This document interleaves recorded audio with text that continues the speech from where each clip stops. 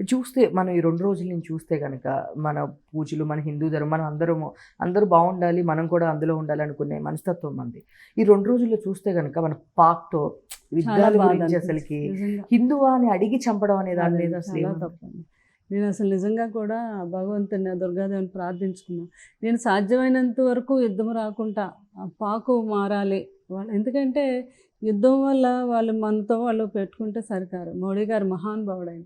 ఆయన మన ఇండియాకే కాదు ఎంతమందికో ఆయన రక్షణ కవచం. మోడీ గారు అంటే. అంత మోడీ గారు, అక్కడేమో మన రాజ్‌నాథ్ సింగ్ గారు.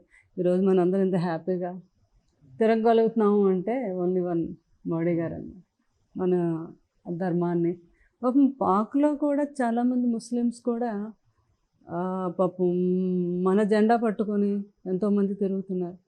అక్కడ కూడా మంచోళ్ళు కొంతమంది ఉన్నారు. కొంతమంది వ్యక్తుల వల్ల ఇవన్నీ వాళ్ళలో కూడా మార్పు రావాలని నేను ప్రతిరోజు భగవంతుని కోరుతున్నాను. ఎంత బాగా చేస్తారు. కాశ్మీర్ ఎంత బాగుంది. ఎంత మంచిగా ఉండి ఎంత టూరిజం పెరిగింది. అక్కడ ఉన్న వాళ్ళకి అన్నం దొరుకుతుంది. పాపం అంత బాగా చేసే టైంలో ఎవరో ఒకళ్ళిద్దరు టెర్రరిస్ట్ వల్ల ఇదంతా జరుగుతుంది అంటే చాలా బాధ అనిపించింది. పాపం ఎంతమంది అమాయకంగా మన వాళ్ళని ఎంతమందిని చంపేశారు. మళ్ళీ పేర్లు అడిగి ఒక భార్య ఎదురుగుంటా, పిల్లలు ఎదురుగుంటా ఒక భర్తను చంపితే నిజంగా ఉసురు ఊరికనే పోదు అంటారు కదా, అదే ఈరోజు పాపకు జరిగింది.